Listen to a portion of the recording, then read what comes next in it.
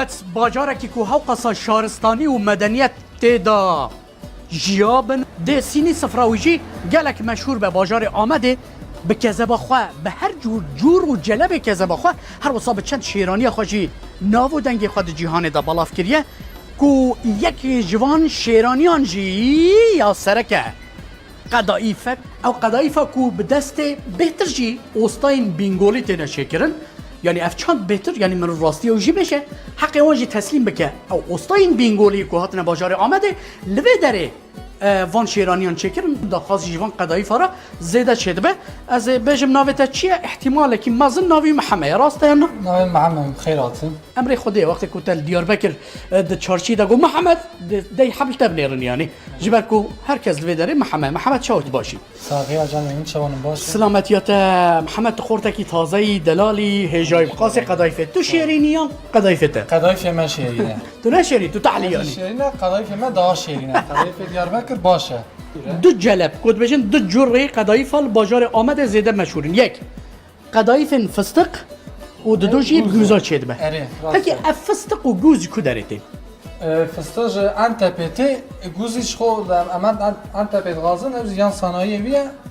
باشه یعنی الکمه باشه نه خرابه داخواست یعنی طلب زیدش قدایف را هیا نه قدایفش خو اکو ترج عراقیت نجی مملکت ناتنه کس جدا باقای مزن آکن شو قدایف تین 7 کیلو 8 کیلو 5 کیلو قدایف دارن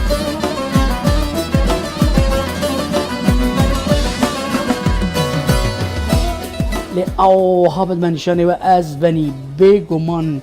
بنی ویجی سری ویجی هجای اوه ایب گوز دا ایجای فستق لکودریه محمد افجی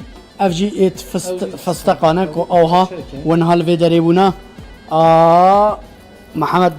دبي خلكي افضل والله يرود جلكي ماريوان ورمت خونامه آله بنيرن كو خلكين باجار آمده جلك جومردن جلك قلندر و ناندارن تجاری جمع زمین خواه نادزن هر لبنر ناو قدایف محمد همی فستقه و همی گوزه دمه رمضان داجی وکو ته فروتان لی اول آلیه کی لی او کسین توریست و گشتیار و گروکین ورن باجار آمده محقق بشته وی که زبا خوش خارن جگر خوش خارن ایلا لطما قدایف جی دنهر لبنرن قدایف باجار آمده بگمان کنفه جی و قدایف جی وقت شیرانیین سرکنه لباجار آمده تین فروتان هگر کون هاتن باجار آمده هگر اون قدایف نخون هگر اون نین محمد نبینن هگر اون در چی نبینن هگر اون کذب نخون براستی و حقیقه که مزن لخواکریه براکی وی مهدی و پیشنیاره لجناب وقت که مالتا و کرتا زاوا محمد جان